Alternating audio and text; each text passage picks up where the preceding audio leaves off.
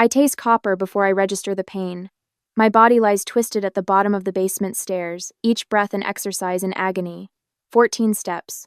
I counted them once when helping Dad install the banister. 14 steps between me and the wallet Renee was rifling through when I walked in after my hospital shift. Aubrey? Renee's voice floats down from above, a practiced note of concern that doesn't match the coldness in her eyes moments before she placed both hands on my shoulders and shoved. Footsteps thunder overhead. Mom appears first, her slippers sliding on the concrete as she rushes to my side. Dad follows, filling the narrow doorway with his broad shoulders. What happened? His eyes dart between us, settling on Renee. I try to push myself up, but a stabbing pain in my ribs steals my breath. She pushed. I didn't, Renee interrupts. She tripped carrying laundry down. You know how clumsy she is. Dad's face hardens as he looks at me. Is that what happened, Aubrey? I open my mouth to protest, but catch Mom's expression, that quick, fearful glance at Dad before her eyes drop to the floor. It's a look I've seen 1,000 times. A warning.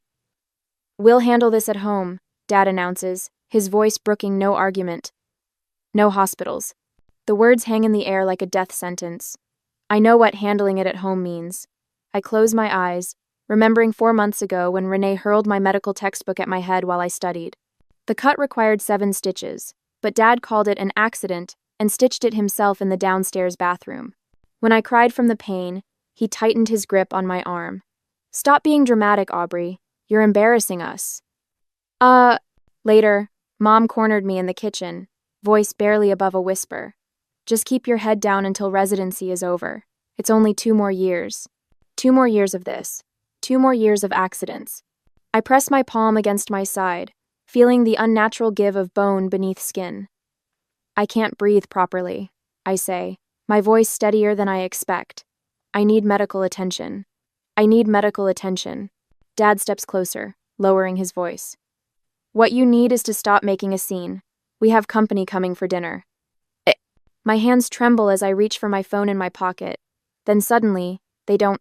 A strange calm washes over me as I pull it out. I'm calling Aunt Maggie.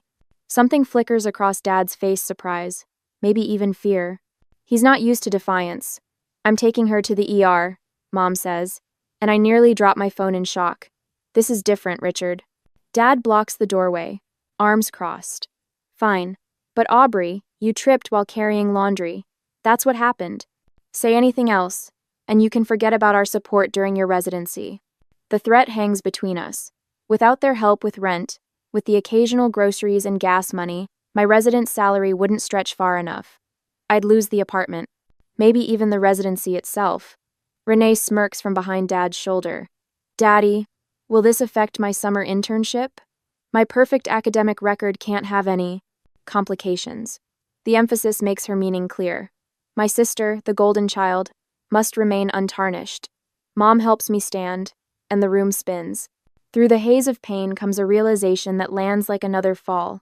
My family will sacrifice me to protect their image. Renee's future. Dad's reputation. Mom's perfect family facade. As they guide me up the stairs, Dad's hand on my elbow feels less like support and more like a warning. I swallow the taste of blood, already rehearsing the lie I'll tell at the hospital. But something has shifted inside me, broken loose with the same snap I felt in my ribs. This time is different. This time, I know exactly what happened. And someday soon, so will everyone else. 20 minutes later, at the emergency room, Dr. Fletcher's fingertips hover over the purple-black marks on my side. These are fingerprints, Aubrey, not from a fall. I stare at the ceiling tiles, counting the tiny holes as she photographs each bruise. 14 holes across, 14 stairs down. The symmetry feels important somehow. 4 broken ribs, hairline fracture of the left wrist, and these older injuries. She points to the X-ray illuminated on the wall. See these calcified areas? Previous fractures, multiple ones. Tears slide silently from the corners of my eyes, tracking cold paths into my hair. I don't bother wiping them away. I need to ask you directly. Her voice softens but remains professional. Did someone push you down those stairs? When I nod, something inside me cracks deeper than any bone. I'm required by law to report suspected abuse. Doctor. Fletcher's pen scratches against her clipboard. Hospital security will stay outside your door for now. The word abuse hangs between us. It seems too large for what happened, then suddenly not large enough. My family will be here soon, I whisper. Doctor. Fletcher squeezes my hand. I'll be here too. When they arrive, my father immediately takes control of the room, standing over my bed while my mother arranges flowers in a vase with trembling fingers. Renee leans against the window, examining her nails. Dr. Fletcher stands at the foot of my bed, clipboard pressed against her chest like armor. The injuries Aubrey sustained are inconsistent with a simple fall while carrying laundry. Doctor, Fletcher says. The pattern and placement of bruising indicate she was pushed with considerable force. Father's face hardens. Are you suggesting someone in our family hurt her?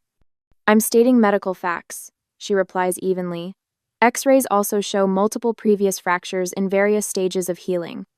This is absurd. Father's voice drops to that dangerous quiet I know too well. I sit on this hospital's board. I've contributed significantly to the new pediatric wing. Perhaps you should consider your position carefully before making unfounded accusations. Dr. Fletcher doesn't flinch. The evidence isn't unfounded, Dr. Callahan, and my position is as Aubrey's physician, not as your employee. Aubrey has always been clumsy, Mother interjects, arranging and rearranging the same flower. She falls all the time. Renee snorts. Besides, if something did happen, she probably deserved it. Always being the perfect daughter, the perfect student, the perfect everything. It gets old. The room falls silent. Dr. Fletcher writes something on her clipboard. You just admitted to assaulting your sister, she says to Renee without looking up. Father steps between them. My daughter said no such thing, and this conversation is over. He turns to me, lowering his voice. Aubrey, this ridiculous story puts your residency at risk. What hospital wants a doctor who invents abuse allegations? If this becomes public, your career is finished before it starts. The threat lands exactly as intended. 2 years of residency, thousands of dollars in student loans, countless sleepless nights studying all potentially wasted. Not to mention, he continues, without our financial support, you'll be homeless by next month. Your residence salary barely covers groceries, let alone rent in this city. Mother places her hand on mine, her touch light as tissue paper. Sweetheart, please. This is all a misunderstanding. Dr. Fletcher clears her throat. There's something else you should know, Aubrey. Untreated injuries like yours can lead to chronic pain, decreased lung capacity, even nerve damage. Medical consequences don't disappear just because they're inconvenient.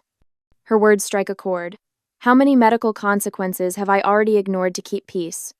A knock at the door interrupts the standoff. A woman with close-cropped gray hair and a detective's badge enters. Detective Carla Monroe. She nods to everyone before focusing on me. I'd like to speak with Aubrey alone. Father begins to protest, but Detective Monroe stands firm. Hospital security will escort you to the waiting area. After they leave, Detective Monroe pulls up a chair. She doesn't rush me, doesn't push. She simply listens, recording everything methodically as I describe what happened, not just today, but all the other accidents that weren't accidents at all. For the first time, someone believes me without question. The relief is almost as painful as my broken ribs. As I lay in that hospital bed, watching my family prepare to sacrifice me again, I wondered if walking away from them meant losing everything I'd worked for, or if staying would cost me something even more valuable, my self-worth. What would you choose? Security with conditions, or freedom with uncertainty? 6 weeks later, after I was discharged and sued my family for abuse, and started going to work again, the emergency board meeting notification appeared in my inbox at 5:43 a.m., just as I'm finishing an overnight shift. My father's name gleams at the top of the recipient list. A special session to review, concerning patterns of diagnostic overreach, the euphemism for doctor. Fletcher's career assassination barely disguised. Did you see this? Dr. Fletcher appears beside me, her normally composed face tight with anger. Your father works fast. My stomach knots as I scan the rest of the email. I'm sorry. This is because of me. Number. Her voice turns firm. This is because of him. There's a difference. I nod, but the weight on my chest only increases as 2 nurses walk past, their conversation dropping to whispers when they spot me. One glances back with what looks uncomfortably like pity. That afternoon, my residency director calls me into his office. He doesn't offer me a seat. Your parents contacted me with concerns about your stability, he says, studying a folder rather than meeting my eyes. They mentioned a history of exaggeration, emotional problems. The words hang between us like poison. Renee's handiwork, surgical in its precision. I see. My voice sounds distant to my own ears. Under the circumstances, perhaps you should consider a leave of absence.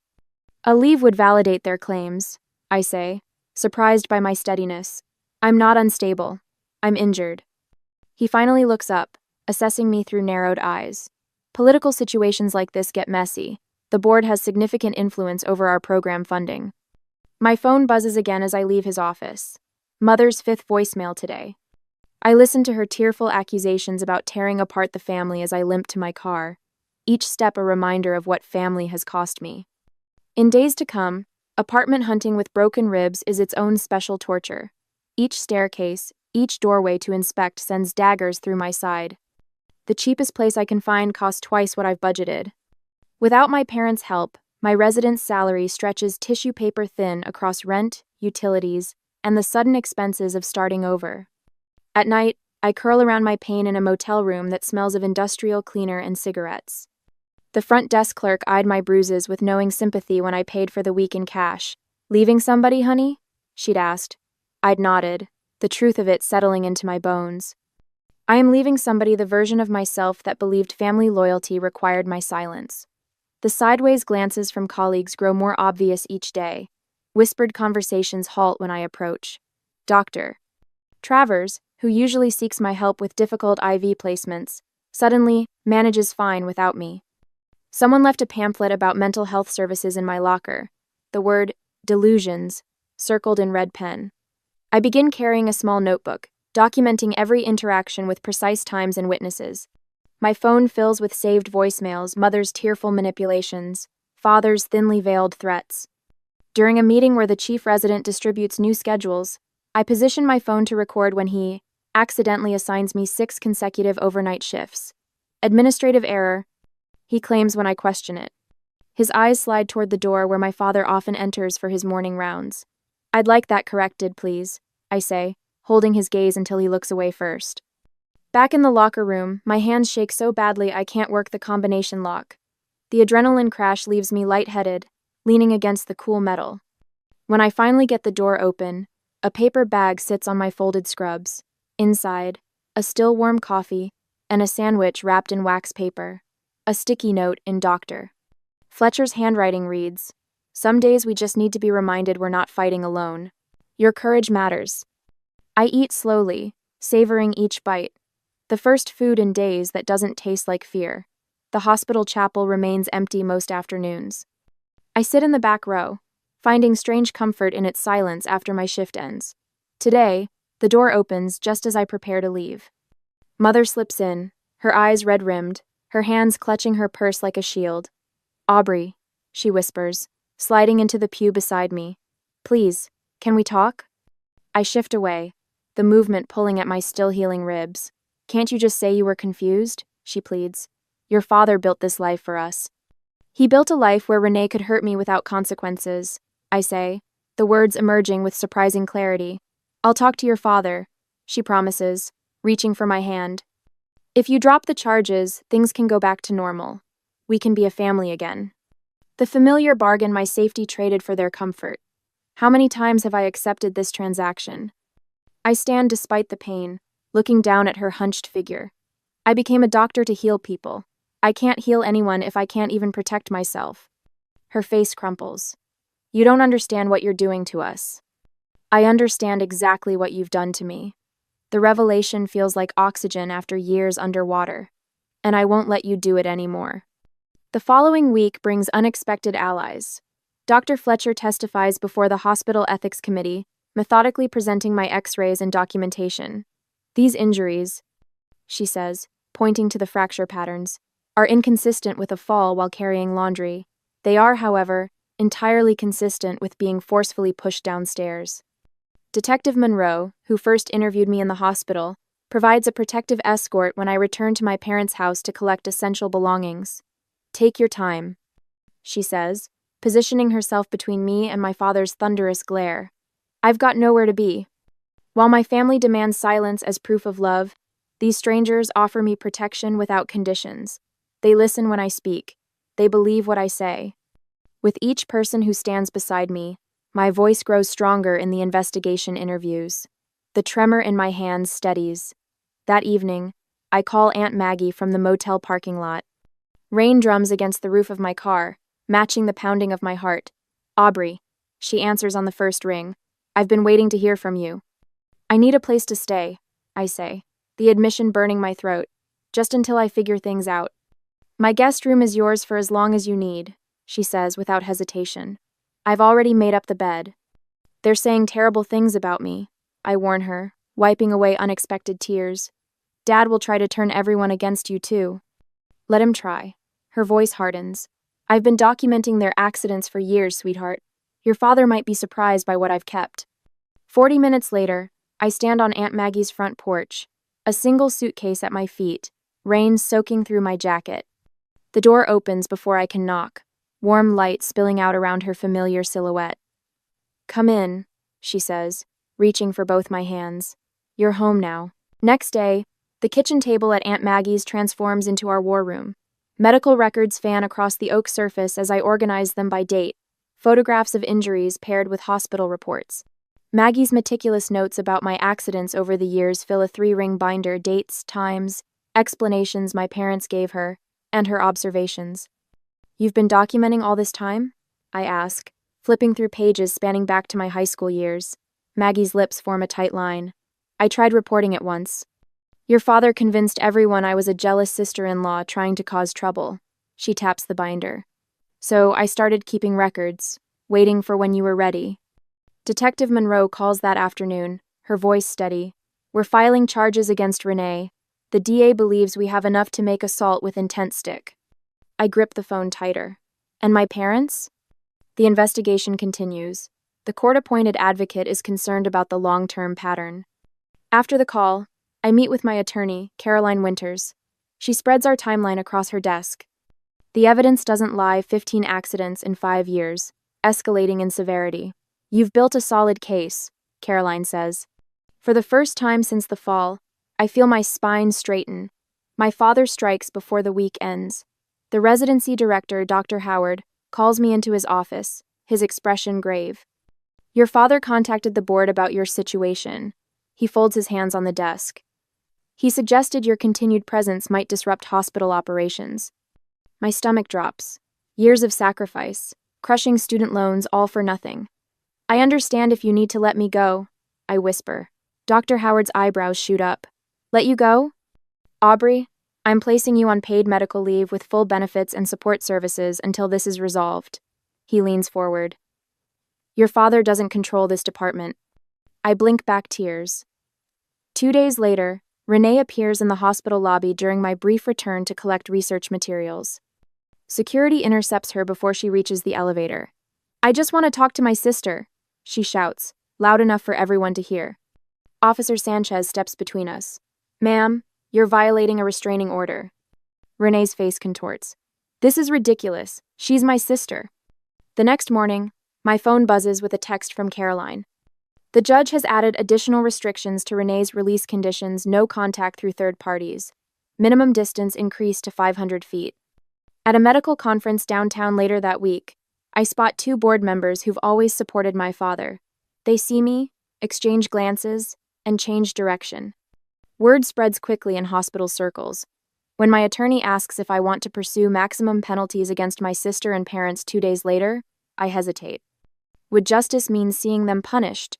Or would finding my own path forward, free from their control, be the greater victory? The question haunts me as I review the growing case file. Dr.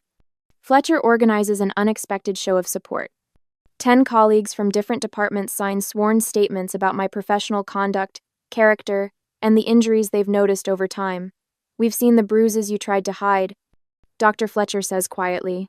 "The makeup covering that black eye last winter didn't fool anyone." Aunt Maggie reveals her documentation to the prosecutor, who calls it exactly the pattern evidence we needed. The timeline grows more damning: 23 incidents over 8 years, each one dismissed, minimized, or hidden. My phone fills with messages from fellow residents.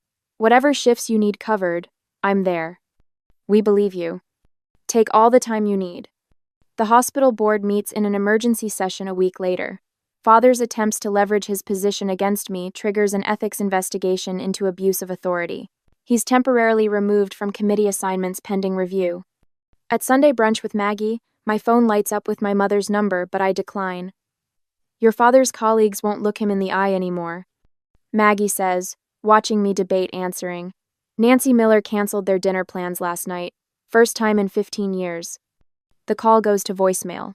10 minutes later, Maggie's phone rings instead. She answers, her expression shifting from surprise to concern. Elizabeth, calm down. Yes, she's here. No, I don't think that's a good idea right now. She glances at me. We all make mistakes, Liz. Some just have bigger consequences. After she hangs up, Maggie reaches for my hand. Your mother's crying, says she might have made mistakes. I stare out the window. 30 years of mistakes. The court date arrives next week. I'll face them all together, father, mother, Renee, for the first time since that day at the bottom of the stairs. The thought sends ice through my veins, but when I check my reflection, I notice something different. The woman staring back stands taller, shoulders squared instead of hunched. Her eyes hold steady. I think of Dr. Fletcher, Detective Monroe, Caroline, the residents who've rallied around me, and Aunt Maggie, the family I chose instead of the one I was born into. For the first time in my life, I'm not standing alone. A day before the courtroom hearing, my parents demand a meeting in the hospital, which I attend.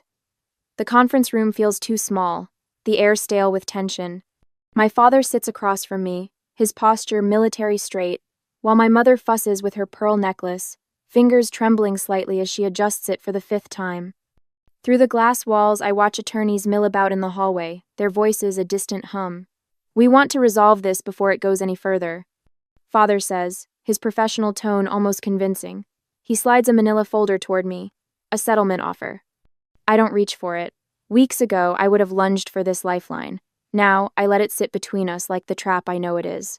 Your residency tuition paid in full, plus a modest stipend. He continues, tapping the folder with his manicured fingernail. Enough to secure an apartment near the hospital. Mother leans forward, her perfume washing over me. We're family, Aubrey. Family matters should stay private. Private. The word tastes bitter. Like my medical records you accessed without permission? Father's jaw tightens. I have connections at that hospital you seem to forget about. One phone call about your emotional instability during your residency evaluation next month could. Richard, Mother whispers, placing her hand on his arm. He shrugs her off. Aubrey needs to understand what's at stake. I understand perfectly. The weight of his threat hangs in the air, my career, my future, everything I've worked for balanced on the edge of his influence. But something has changed since I walked down those basement stairs. Something broke loose when my ribs did. I reach into my bag, movements deliberate, unhurried. The manila envelope I pull out matches theirs in every way except for the contents. I slide it across the polished table. What's this? Father asks, not bothering to open it. Letters of support from the hospital administration. I keep my voice level as I watch his expression shift. The ethics committee cleared me of any professional concerns last week. They found your attempts to access my records and pressure my colleagues particularly interesting. Mother's hand flies to her mouth. Aubrey, you didn't. I also have this. I place a second letter beside the first. The medical director has offered me a research position after my residency. Fully funded. Fully funded. Father's fingers curl into fists. The vein in his temple pulses as he scans the letterhead, the signatures. I recognize the moment reality sets in. He's lost control of the narrative. I don't need your money, I say, standing slowly. I never needed your approval. My voice doesn't shake. My hands remain steady. The realization hits me like a physical sensation. I'm no longer afraid of them. Father rises, looming over the table. You're making a terrible mistake. No, I say. I'm finally correcting one. Mother begins to cry, silent tears tracking through her foundation. Not for me, for the consequences finally catching up to them. I walk toward the door, my footsteps echoing on the marble floor. Aubrey, please, she calls after me. I don't look back. The next day, the courtroom feels cavernous compared to the conference room. Light streams through tall windows, illuminating dust motes that dance in the air. I sit at the plaintiff's table, Aunt Maggie on one side, Dr. Fletcher on the other. Their presence steadies me more than the chair beneath me. Across the aisle, Renee stares at her hands. Father whispers urgently to their attorney. Mother looks anywhere but at me. When the judge calls me to testify, my legs carry me forward without hesitation. The oath feels solemn and right on my lips. I've spent my life healing others. Today I begin healing myself. I speak clearly as I describe the pattern of abuse. The textbook incident that required 7 stitches. The falls that somehow always happened when Renee was angry. The broken fingers from kitchen accidents during med school finals. Dr. Fletcher's medical documentation appears on screens throughout the courtroom. X-rays of my ribs, photographs of finger-shaped bruises, healed fractures that tell their own silent story. "Why are you pursuing this case, Dr. Callahan?" the prosecutor asks. I look directly at my family for the first time. I'm here because doctors protect people who can't protect themselves, including me. Classed. Renee crumples forward, her shoulders shaking. When presented with time-stamped text messages, showing her intent before shoving me, she breaks down completely. She was always so perfect. She sobs. Dad always compared me to her. I just wanted her to fail at something for once. Father stands abruptly. This is absurd. My daughter is clearly... Mr. Callahan, the judge interrupts, voice sharp as a scalpel. Interrupt these proceedings again and you'll be held in contempt. Father sinks back into his seat, face flushed with an anger he can no longer freely express. The testimony concludes. The judge's decision comes swiftly. A full protection order against my entire family. Renee faces additional charges for assault. This court takes an extremely dim view, the judge says, removing her glasses, of those who use positions of authority to enable abuse, particularly of a family member. Dr. Callahan's evidence demonstrates a troubling pattern that this court cannot ignore. The gavel falls with a crack that echoes through the courtroom. It sounds like freedom. Outside, sunshine warms my face. Aunt Maggie squeezes my hand as reporters cluster at the bottom of the courthouse steps. We'll avoid them today. There will be time for public statements later. Detective Monroe approaches with news about sentencing recommendations. Renee, probation, community service, mandatory counseling. My parents, social and professional consequences already unfolding. Father removed from the hospital board, their standing in the community crumbling. As we prepare to leave, a familiar voice calls my name. Mother stands alone at the edge of the crowd, her eyes red-rimmed. She reaches toward me, and something catches my attention, a purplish mark circling her wrist, partially hidden by her bracelet. Our eyes meet. For the first time, I recognize in her gaze something I've seen in my own mirror for years. Fear. 6 months later, morning sunshine streams through Aunt Maggie's kitchen windows as I sip coffee at the breakfast nook. The aroma of cinnamon pancakes fills the air, a stark contrast to the tense silence that used to accompany my family breakfasts. Did you review your presentation notes? Aunt Maggie slides a plate in front of me, her silver-streaked hair catching the light. 3 times.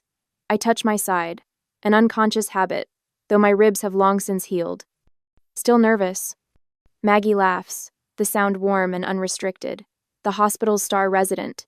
Nervous about speaking to a room of doctors? The same woman who stood her ground in court? I smile despite myself.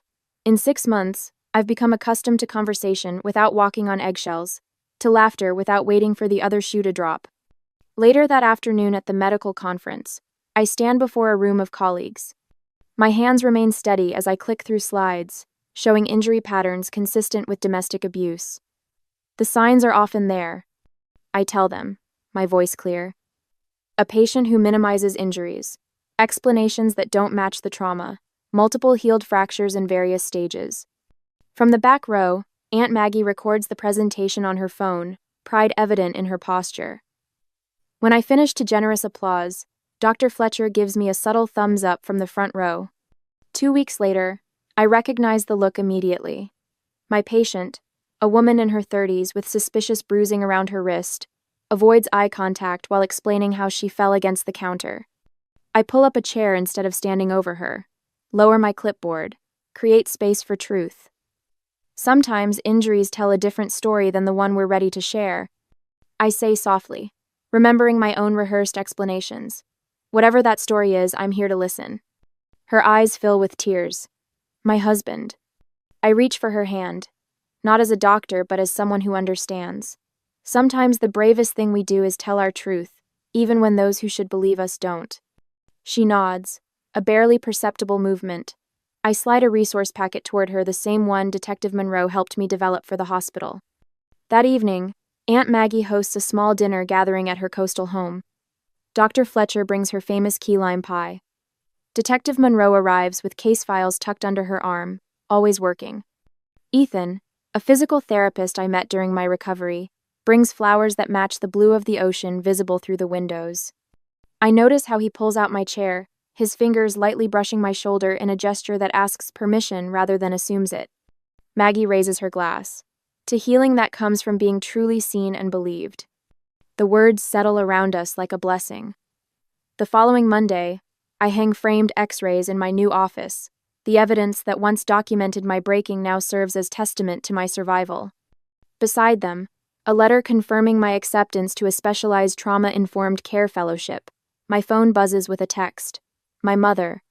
Not asking for forgiveness, but sharing that she started therapy and has moved into her own apartment across town. The message ends with, "When you're ready. If you're ever ready." That evening, Aunt Maggie and I walk along the beach, our arms linked as waves chase our footprints in the sand. The setting sun paints the water copper and gold. "Have you thought about your mother's message?" she asks. I watch a seagull dive and rise again. As I consider what forgiveness might look like, I wonder if it's about welcoming people back into your life, or if it's sometimes just about releasing yourself from the weight of anger so you can move forward. What would you choose? Maintaining distance with peace, or attempting reconciliation with boundaries? Maggie squeezes my arm gently, understanding that some questions need time before answers can form.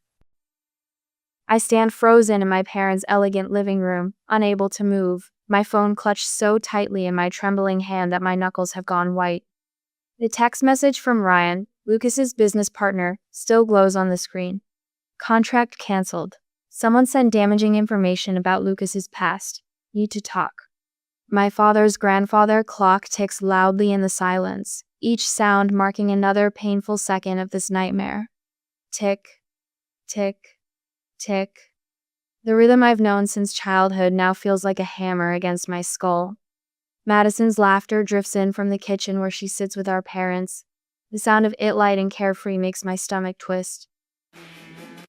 I've always envied how easily joy seems to come to her, how effortlessly she moves through life while I struggle for every bit of ground I gain. I glance up, trying to gather myself, when my eyes drift to Madison's open laptop on the side table. The screen glows with a draft email still visible. Anonymous tip regarding Lucas Bennett's financial misconduct. My heart stutters as I take an unsteady step closer. There are documents attached, and as I lean in, I can see they contain twisted versions of Lucas's old business dispute information that only family would know. Information I shared with Madison over coffee just last month. The room suddenly feels too warm, too small. The pieces fall into place with sickening clarity. My own sister is actively sabotaging Lucas's business, my relationship, my chance at happiness. But why? The question burns through me even as the answer settles in my gut like a stone. She's always done this. My mind races back through the years. Me at 16, breathlessly showing my parents the art scholarship letter while they nodded distractedly, focused instead on Madison's perfect report card on the refrigerator. Madison receiving her $30,000 car while I got a $15 notebook that same birthday year. The memory of working 3 jobs to put myself through design school while Madison's Ivy League education was fully funded without question. The constant refrain echoes in my mind. Why can't you be more like your sister? I take a deep breath and step toward the kitchen, my voice wavering slightly as I call out, "Madison, what are you doing?" She turns to me with that practiced innocent expression I've seen 1,000 times before. Her blue eyes so like mine, and yet somehow always more dazzling to others widen slightly. "What do you mean, sweetie?" Mom and Dad look up from their coffee, their expressions immediately shifting from relaxed to guarded. The change is subtle but unmistakable. "Hannah," my father says with a sigh, Don't start causing problems again. Again. As if I'm always the one. As if I've ever been the one. A familiar knot forms in my stomach, the same feeling I had when no one believed me about Madison breaking my art project in 3rd grade. Or when she told my prom date I was emotionally unstable hours before he was supposed to pick me up. It's the knot that forms when you're not believed, when your reality is constantly questioned, until you start questioning it yourself. I grip the door frame, steadying myself against the wave of old hurt threatening to pull me under. Lucas's words from last night float back to me. You deserve to be chosen first, Hannah. So simple, yet revolutionary to someone who's always been an afterthought. Something shifts inside me. It's subtle, a straightening of my shoulders, a slight lift of my chin. I look at my family gathered around the kitchen island, Madison at the center of their attention as always, and for the first time, I truly see them. See the dynamic that has shaped my entire life. See that nothing I do will ever change it. I step back quietly, unnoticed as I've always been. But this time, it's my choice to fade from view. I slip out of the house without confrontation, leaving them unaware of what I've discovered. In my car, I stare at the screenshot I took of Madison's email draft. My hands are steady now as I text Lucas. We need to talk. I know who sent the information. The engine hums to life, and I pull away from my parents' house. The family home grows smaller in my rearview mirror, and with each mile of distance, something new and unfamiliar unfurls inside me, the beginning of freedom. What would you do if you discovered your own flesh and blood was secretly destroying your chance at happiness? I've just found evidence of the ultimate betrayal, but my next move will change everything. And for once, I'm not looking back. I place my phone face down on Lucas's sleek glass desk, the screenshots of Madison's emails still burning in my mind. His office is a study in minimalism, bare white walls, a single potted succulent. Nothing to distract from the work at hand. Nothing to soften the blow I'm about to deliver. That's it. That's everything I found, I say, my voice steadier than I expected. Lucas nods slowly, his face a careful mask of calm. Only his hands betray him, knuckles whitening as he grips the edge of his desk. I've never seen him like this, so still yet so clearly containing a storm. A $500,000 contract, he finally says, each word precise and measured. Gone because of rumors about a business dispute that was settled years ago. My own sister did this to Udas.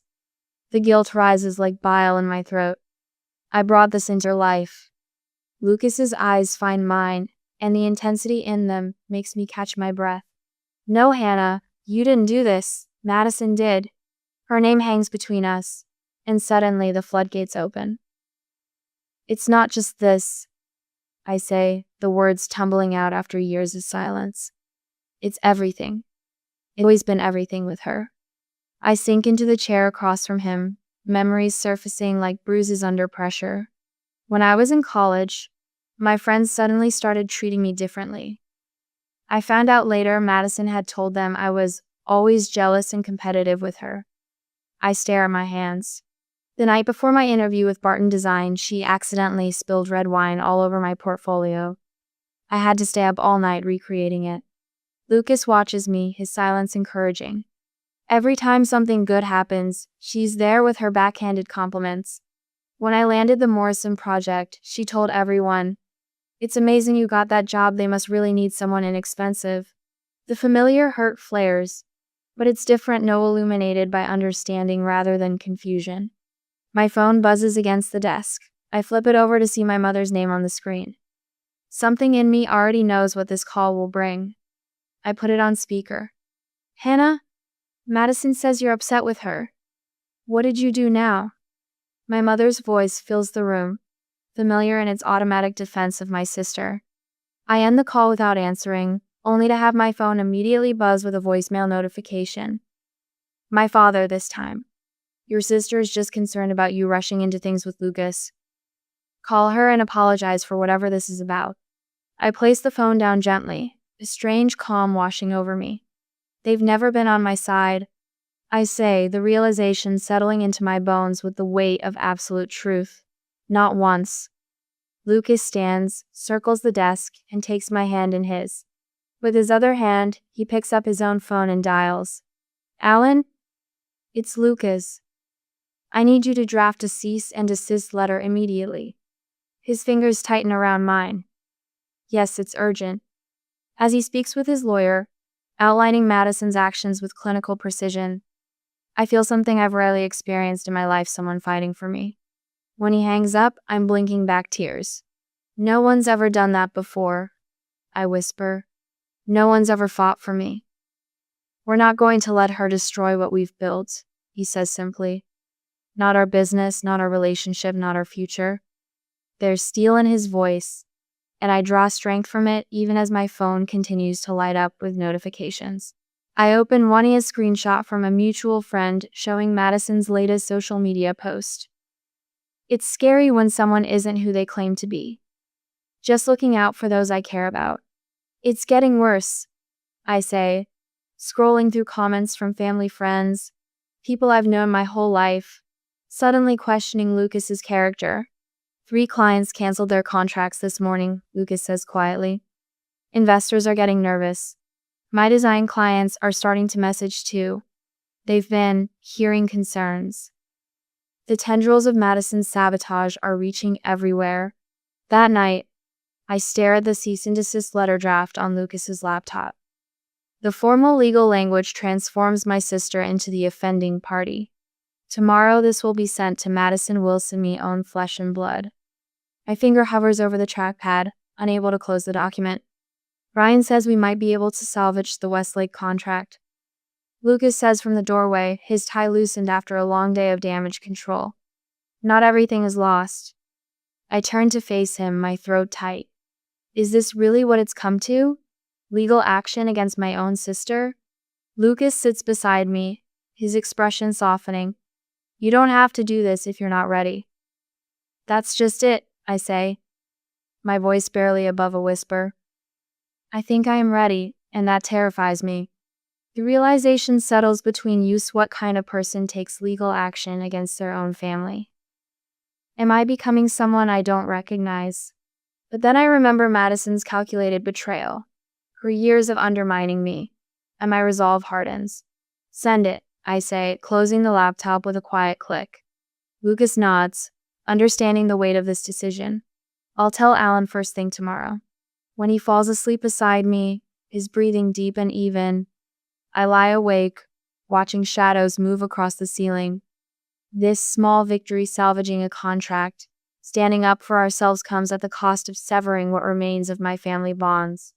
I've spent 3 decades trying to earn my place in a family that never made room for me. Now I'm choosing to step away from that struggle entirely. Sleep evades me, my mind torn between family loyalty and self-respect. Every time I close my eyes, I see Madison's face, hear my mother's voice automatically blaming me, feel my father's dismissal.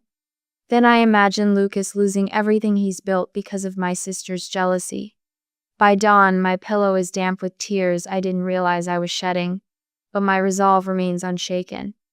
The next morning, I find myself pulling a box from the back of my closet. Inside are old journals, forgotten emails printed years ago, a record I kept without fully understanding why. I flip through pages documenting Madison's coincidental sabotage. An old email from Madison to her college roommate catches my eye. I can't stand that she might actually be happy. She doesn't deserve it after getting that scholarship I wanted. I place everything in a folder and write a single word on the tab. Truth. As I close the folder, a quiet determination settles over me like armor. I won't be erased anymore. I whisper to the empty room, my voice gaining strength with each word. Not by her. Not by anyone. Have you ever discovered someone close to you was secretly working against your happiness? What signs did you miss along the way? Hannah just uncovered years of sabotage from her own sister. Would you confront the betrayal or cut ties completely? I just want to protect you, Hannah. Madison's voice carries the perfect note of concern as she passes the mashed potatoes to Dad. The dining room feels stifling despite the high ceilings and open windows. The grandfather clock that witnessed my discovery of Madison's betrayal last week continues its steady rhythm in the background, a metronome counting moments of my diminishing patience. Madison has always looked out for you, Mom adds, nodding with such certainty that for a half second I almost believe her. Almost. Dad clears his throat. Lucas's business history is concerning. He doesn't meet my eyes, just cuts his roast beef into unnecessarily precise squares. I take a slow sip of water, steadying myself. 3 days ago, Madison texted Julia, my college roommate. I'm worried about Hannah rushing into things with Lucas. There are some red flags I can't ignore. Yesterday, it was my cousin Elaine. Today, Aunt Patricia called, her voice strained with manufactured worry about the man I love. The systematic dismantling of my happiness continues with surgical precision, and they all sit here, conspirators in matching sweaters, passing potatoes. My design studio feels like sanctuary after the suffocating family dinner. Afternoon light streams through the industrial windows, catching dust motes that dance around my drafting table. My fingers trail over the frames on the wall, the Architectural Digest feature on my restaurant renovation, the Peterson Award for Innovative Residential Design, the thank you letter from the Children's Hospital where I redesigned their cancer ward. I remember Professor Winters standing in this very spot 5 years ago, before the accolades, when this was just an empty rental with concrete floors and hope. You have rare talent, Hannah, she'd said, her voice firm as she studied my portfolio. Don't let anyone dim your light. My phone buzzes. It's Lucas. They've responded to the cease and desist, he says without preamble. His voice carries the controlled calm that I've come to recognize as anger. Madison claims complete innocence, says she's shocked and hurt by the accusation. I sit heavily in my desk chair, staring at the sketch of the mountain retreat I've been designing for us. 3 bedrooms. A studio overlooking the lake. Far from Madison. Far from all of them. She's never going to stop, I say, the realization settling in my chest like stone, unless I make her. Madison's apartment building gleams with the self-importance of new Montreal glass and polished concrete. The doorman recognizes me, nodding as I walk past. Miss Wilson, to see Miss Wilson, I say, my voice steadier than my heartbeat. The elevator rises 22 floors. I watch the numbers climb, each one bringing me closer to a confrontation 3 decades in the making. Madison opens her door with the confident swing of someone who expects only pleasant surprises. Her smile freezes when she sees my expression. Hannah, is everything okay? The concern in her voice sounds genuine, which makes everything worse. She's believed her own lies for so long. I step inside without waiting for an invitation. Her apartment is immaculate trim furniture, abstract art, views of the city that cost more than my first year of college tuition. I place my folder on her glass coffee table. What's this? She asks, the first note of unease creeping into her voice. Evidence. I open the folder, removing screenshots of her email to Lucas's clients. The draft I found on her laptop. Phone records showing her calls to his former business partner. I know what you did. I know what you've always done. Her face changes, the mask slipping like a curtain falling. The transformation is so complete, it's almost beautiful. You don't deserve what you have, she says, her voice quiet but sharp as a blade. You never did. I stand taller, something unfamiliar and powerful unfurling in my chest. That's not for you to decide, I say. Not anymore. The following week passes in a blur of strategic movement. Lucas arranges emergency meetings with clients, calmly presenting evidence of Madison's interference. My phone rings with unexpected support, Julia insisting on lunch, Professor Winters offering me partnership in her expanding firm, clients reaffirming their faith in my work. Madison tried to turn me against you in college, you know. Julia tells me over salads at our favorite cafe. She called me sophomore year. Said you were talking about me behind my back. I stare at her, memories rearranging themselves into a clearer picture. Why didn't you tell me? Julia shrugs. I knew it wasn't true. I figured it was just sister stuff. She reaches across the table, squeezing my hand. I never realized how systematic it was until you showed me those emails. Later that evening, surrounded by Lucas and 6 of our closest friends in his apartment, I find myself blinking back tears as he kneels before me. I never thought I deserved this. I whisper as he slides the ring onto my finger, not flashy but elegant. Perfect. We're having a private ceremony, Lucas announces to our gathering, his arm secure around my waist. Only those who support our happiness. I meet each gaze in the room, feeling the weight of their genuine joy. Only family, I add with a smile that holds new boundaries like armor. My childhood bedroom remains frozen in time cream walls, faded floral bedspread, bookshelves lined with art history volumes and design magazines.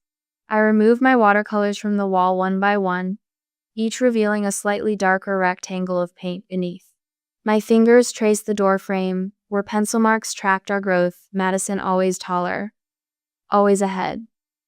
The physical manifestation of how I've always lived in her shadow. I catch my reflection in the mirror, the same mirror where I practiced smiles after Madison told me my real one showed too much gum. I see myself clearly now, perhaps for the first time. The house key feels heavy in my palm. I place it on the dresser with deliberate care, the small sound it makes against the wood oddly final. I'm not coming back here. You're invited. I tell my parents on the phone, but Madison is not welcome. The silence stretches so long I check to see if the call disconnected. You can't exclude your sister. Dad's voice explodes finally. Family comes first. The familiar guilt rises, then recedes like a tide I'm learning to predict. Yes. I agree, my voice quiet. Family should come first. Remember the next time you choose sides. I'm arranging seating cards at our kitchen table when Lucas strides in, his face tight with controlled anger. He places his phone in front of me. The screen displays an email from Ryan, his former business partner. Lucas, Madison Wilson contacted me yesterday. Asked about investment opportunities, but spent most of the call fishing for information about you. Mentioned she'll be attending a special event soon. Thought you should know. My stomach drops. She's planning something for the wedding day. Lucas sits beside me, taking my hands in his. His thumbs trace calming circles on my palms. We've prepared for this, Hannah. The venue has security. The guest list is locked. Let her try. I look at our carefully arranged seating cards, each one representing someone who genuinely supports us.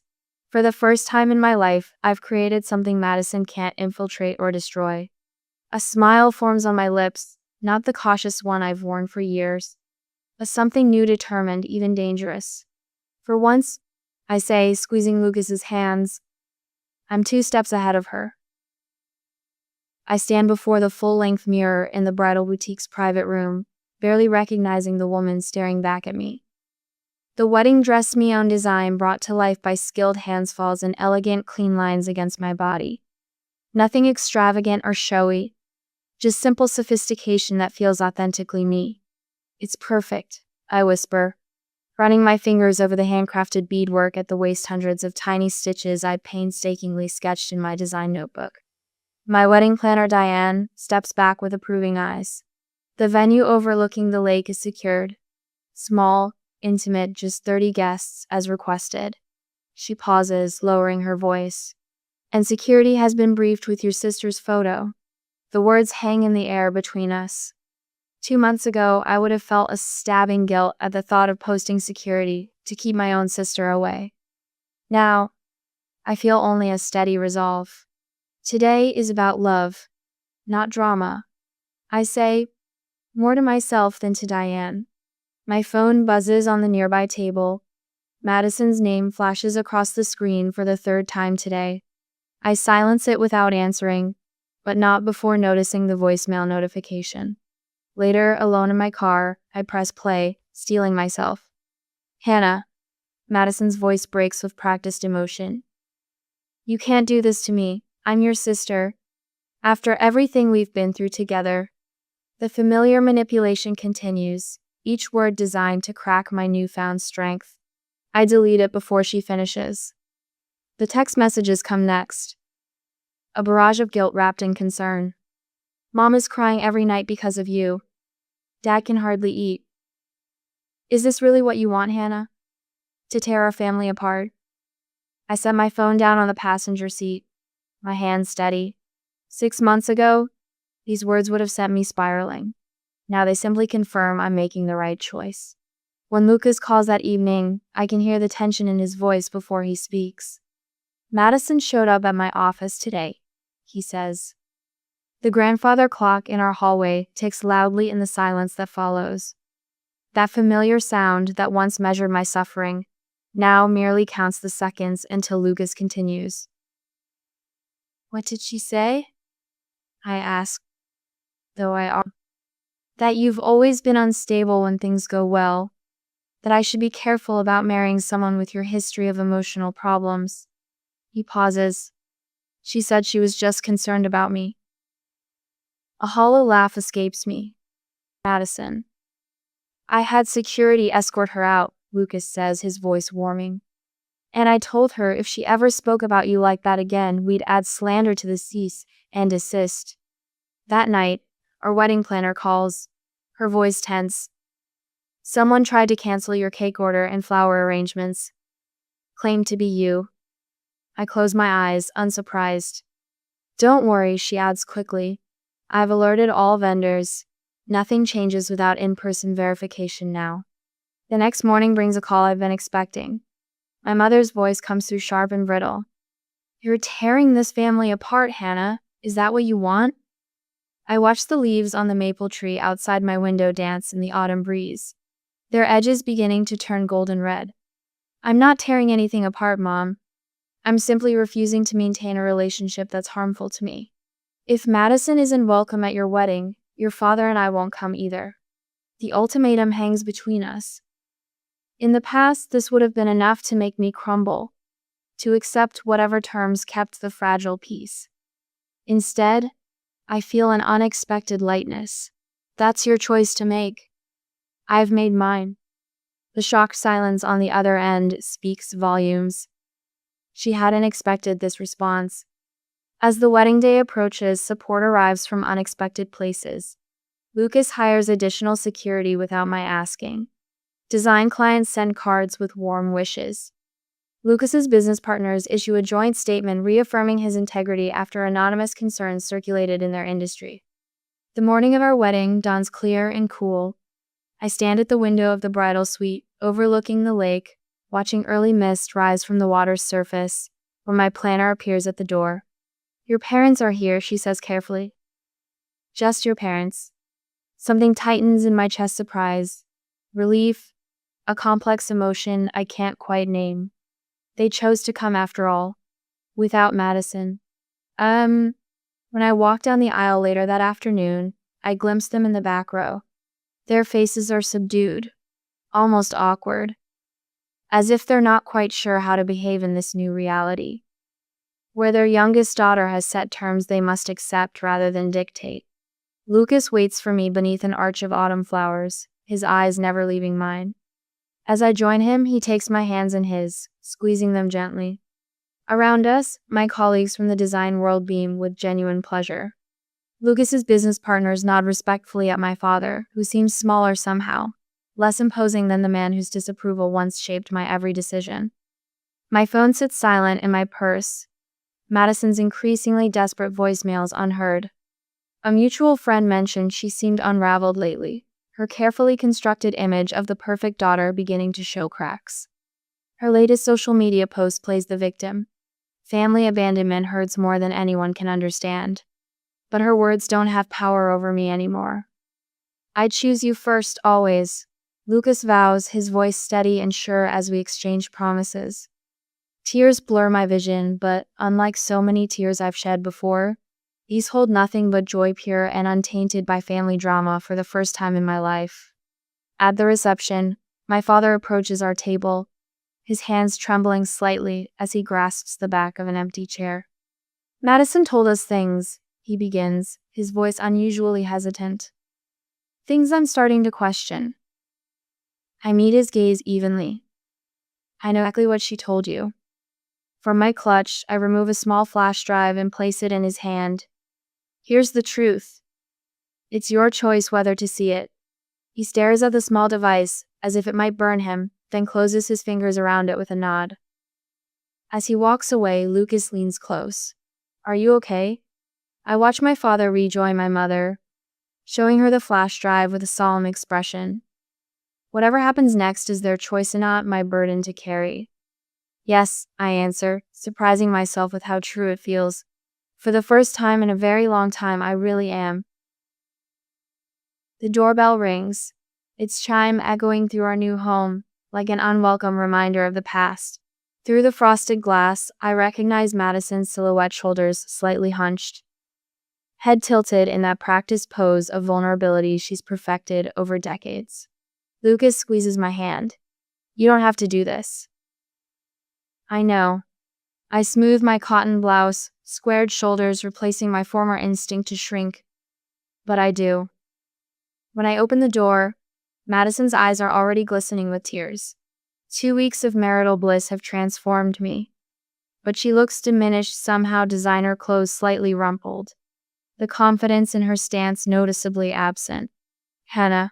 Her voice breaks perfectly on the second syllable. I had to see you. I step aside without embracing her. The Madison who appears in my living room is a masterclass. In control, devastation, tearful, but not messy. Vulnerable, but dignified. She perches on the edge of our sofa like a wounded bird. I was jealous. She looks up, a single tear tracking down her cheek. Always been jealous of you. The familiar pull of responsibility tugs at my chest. She's still my sister, the little girl who once held my hand crossing the street to school. I've been fired from Harrington Financial. Her voice drops to a whisper. Someone's sentence of inappropriate communications. Her eyes flick to mine, gauging my reaction. I don't know what I'm going to do. I remain standing, hands relaxed at my sides. That sounds difficult. Madison shifts tactics, her fingers tracing the edge of our coffee table. Mom and Dad are thinking of selling the house. They're so upset about everything. The unspoken accusation hangs in the air. Your fault. When I don't respond, she adds, Did you know I ran into Ryan last week? Lucas's old business partner had some interesting things to say. The grandfather clock in our hallway ticks steadily. My pulse doesn't quicken at her veiled threat. Not anymore. We used to be so close as children. Madison murmurs, producing a tissue from her purse. Remember how you'd read to me during thumbs? I walk to the kitchen, feeling her eyes track my movements. Would you like some tea? I call over my shoulder, my voice steady. Madison's confusion is evident when I return with 2 elegant porcelain cups wedding gifts from Lucas's aunt. She studies my face, searching for cracks in my composure. Let me get something for you, I say, setting down her cup. Madison straightens, expression brightening, as I retrieve a document folder from my desk. Her fingers reach for it eagerly, anticipation replacing the manufactured sorrow in her eyes. But instead of the checkbook she clearly expects, I slide a single photograph across the table. Madison stares at it, momentarily puzzled. It shows us as children, me at 11, arm around 7-year-old Madison after she'd fallen from her bike. Her knee bleeding, my expression concerned as I comfort her. I was never your enemy, I say quietly. You created that all on your own. The calculated mask slips from Madison's face. She pushes the photo away. What is this supposed to be? Some sentimental nonsense? It's a reminder, for both of us. Her eyes narrow. If you think one old photo changes anything. I don't. I take a deliberate sip of tea. But this might. I sent the evidence of your communications to Harrington Financial myself. That's why you were terminated.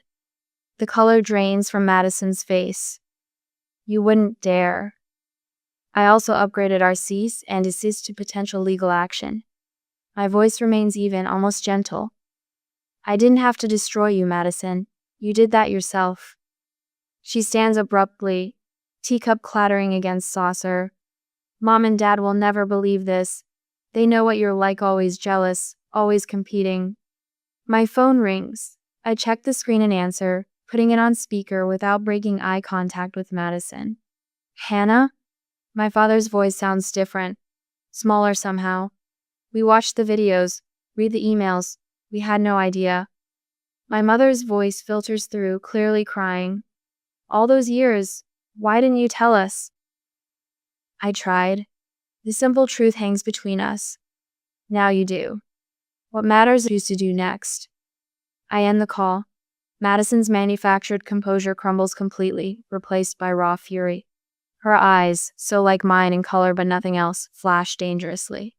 You've ruined everything, she hisses, no longer bothering with tears. No. I meet her gaze steadily. I just stopped letting you ruin me. Madison snatches her designer purse, storms toward the door, and slams it with enough force to rattle the windows. The sound echoes through our home and fades to silence. Lucas emerges from his office, having given me space while remaining close enough to intervene if needed. His arms encircle me from behind, and I lean back against his chest, exhaling slowly. It's really over, I whisper, my voice steady despite emotion tightening my throat. Later that evening, I carefully placed my childhood photo albums into storage boxes.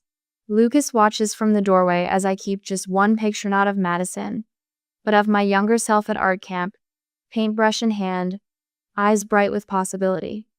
A reminder, I explain, of who I was and who I chose to become.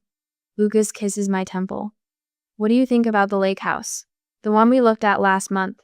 It's a good distance from everything. I consider this, tracing the frame of the photograph. Distance isn't running away, I say finally. It's creating space for peace. 6 months later, an envelope arrives, bearing my parents' return address. I hold it, feeling its weight in my hands. Lucas watches silently as I hesitate, then carefully tear it open. Inside, a handwritten note from my father. We've asked Madison to get help. We should have done this years ago. I place the note on our kitchen counter, my emotions too complex to name. Morning sunlight spills across the polished hardwood floors of our Tahoe lake house, casting long golden rectangles that warm my bare feet. I stand in my design studio, fingers tracing the edge of my drafting table as I gaze out at the water sapphire blue, and utterly still, this early hour. The contrast between this serene space and the chaos of my childhood home sometimes stops me in my tracks. They confirmed Tokyo, Lucas says, appearing in the doorway, coffee mug in hand. His smile carries the quiet confidence I've come to rely on. That's 4 international offices now: London, Sydney, Berlin, and Tokyo. I nod, thinking of how far we've both come. My latest hotel design portfolio sits open on my desk, the renderings for the project that just won the Henderson Award. From anyone else, "I'm so proud of you," would sound like platitude. But when Lucas says it, the words carry weight. I still hear Madison's voice sometimes, who would hire you for a luxury project, but it's growing fainter. The standing ovation at the awards ceremony last month nearly drowned it out completely. The restaurant I've chosen to meet my parents sits precisely halfway between their home and neutral territory. I spot them through the window, my father's silver hair catching the light, my mother fidgeting with her napkin. They look smaller somehow, uncertain. This meeting was their request, not mine. We let you down, my father says after the awkward greetings and small talk about the unseasonably warm weather. His hands, once so imposing to me, tremble slightly around his water glass. We ignored what Madison was doing for too long. My mother's eyes glisten. We didn't do right by you, Hannah, and I regret it. The admission hangs between us. A year ago, I would have rushed to smooth things over, to forgive immediately and make it easier for everyone. The old Hannah, desperate for crumbs of parental approval. Instead, I take a slow sip of water, considering my words. I appreciate that, I say finally, my voice steady. Trust will take time. They nod, exchanging glances. We can build a new relationship, I continue. But it will be different. The relief that washes over their faces surprises me. They weren't expecting immediate forgiveness, but seem grateful for the chance. Later that week, I sit cross-legged on the floor of Dr. Myers's office, paintbrush in hand. The canvas before me blooms with colors I wouldn't have dared use before, bold reds and deep purples. My therapy sessions have become a sanctuary, Lucas giving me the space to do this work alone while remaining steadfastly supportive. Forgiveness isn't for them. I write in my journal that evening. It's for me. Our lake house fills with laughter during the small gathering. We host genuine friends whose connections don't come with conditions. To Hannah, Ryan toasts, Lucas's business partner, raising his glass, without whom none of our success would have been possible. My old design mentor catches my eye across the room.